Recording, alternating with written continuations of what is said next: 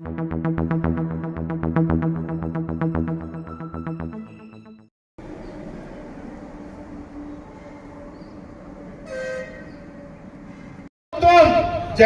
రెడ్డి ఆలోచన విధానాలే పూర్తిగా కూడా దారుణంగా ఉన్నాయి.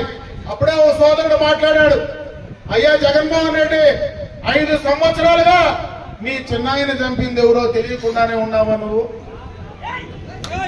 గత ఎన్నికలకు ముందు ఈరోజు మనకు యూట్యూబ్ లో ఒక సినిమా వచ్చింది, వివేకం. ఎంతమంది చూశారు మీరు? కొంతమంది చూసినట్టున్నారు. ఆ వివేకం సినిమా కరెక్ట్ గా మన ఆలోచనలో వివేకాన్ని రేపెత్తించే విధంగానే ఉంది. గత ఎన్నికల్లో ఆయన ఏం చేశాడు?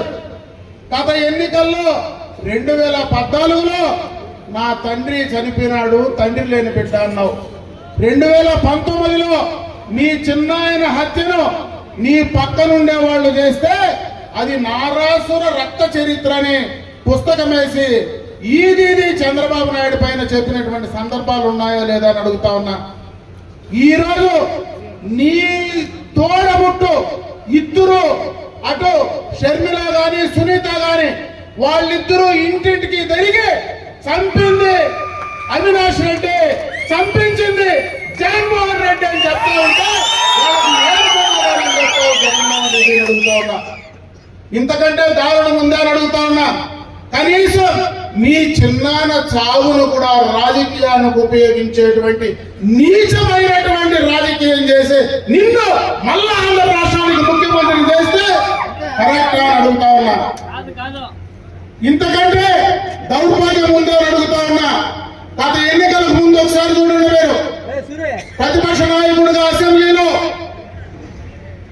రాజధాని గురించి మాట్లాడాల్సి వస్తే 30,000 ఎకరాలు చాలదు, ఇంకా ఎక్కువ కావాలా, విజయవాడ ఈ రాష్ట్రానికి నడిపొట్టున ఉండేది, అది విజయవాడలో నేను రాజధానిగా స్వాగతిస్తున్నానని మాట్లాడిన మాటలు అసెంబ్లీ రికార్డులో ఉన్నాయా లేదా అని అడుగుతా ఉన్నా. ఈ రోజు నువ్వేం మాట్లాడుతున్నావు? ఎన్నికలు అయిపోయి అధికారంలోకి వస్తానే నేను 3 రాజధానులు కడతానన్నావు. నిన్న మొన్న ఏం మాట్లాడు? వైజాగ్ రాజధాని చేస్తారు, వైజాగ్ పోతానంటా ఉన్నావు. అసలు నీలాంటి వ్యక్తిని ముందు ఆ వైజాగ్ లో ఉండేటువంటి మెంటల్ హాస్పిటల్లో చేర్చాలా లేదా జగన్మోహన్ రెడ్డి అని అడుగుతా ఉన్నా. చేర్చాలా వద్దా నీలాంటి వాడిని అడుగుతా ఉన్నా. నీకు అవగాహన ఉండే మాట్లాడుతున్నావా అని అడుగుతా ఉన్నా. ఈ రాష్ట్ర ప్రజలకు నువ్వు చెప్పింది మర్చిపోతారా జగన్మోహన్ రెడ్డి అని అడుగుతా ఉన్నా. ఎక్కడైనా సిద్ధం సభలు పెడతా ఉన్నాడు. ఎక్కడైనా సభలు పెడితే ఆ నియోజకవర్గంలో వాళ్ళు పిలుచుకొని సభలు పెడతారు. ఈయన పలమనేరులో సభ పెడితే బెంగళూరు నుంచి తోలుకుంటాడు బస్సులు పెట్టుకొని. మొన్న మీరు చూడలేదేమో, మదనపల్లి సభకు రాప్తాడు వాళ్ళకి ఏం పని? రాప్తాడు నుంచి మదనపల్లి తోలుతారు, రాప్తాడు సభకు కుప్పం పలమనేరు నుంచి రాప్తాడు తోలుతారు.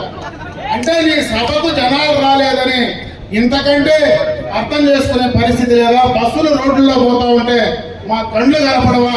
అన్నిటిపైన స్టిక్కర్లు వేసుకొని ఆర్టీసీ బస్సుల్లో తోలుకొని పోయేటువంటి పరిస్థితి దిగజారినావంటే ఈ రోజు నువ్వు ఎంత భయపడతా ఉన్నావో అర్థమవుతా ఉంది. జగన్మోహన్ రెడ్డిని అడుగుతా ఉన్నా. చంద్రబాబు నాయుడిని తిట్టడం తప్పించి వేరే పని లేదు. పవన్ కళ్యాణ్ గారిని తిట్టడం తప్పించి వేరే కార్యక్రమం లేదు. ఎంతసేపు ప్రతిపక్షం పైన 5 సంవత్సరాలు నువ్వు అధికారంలో ఉండి నువ్వు చేసింది చెప్పకుండా ఎంతసేపు చంద్రబాబు పవన్ కళ్యాణ్ పైన మాట్లాడుతూ ఉంటే రాష్ట్ర ప్రజలు ఆలోచించరా జగన్మోహన్ రెడ్డిని నేను అడుగుతా ఉన్నా.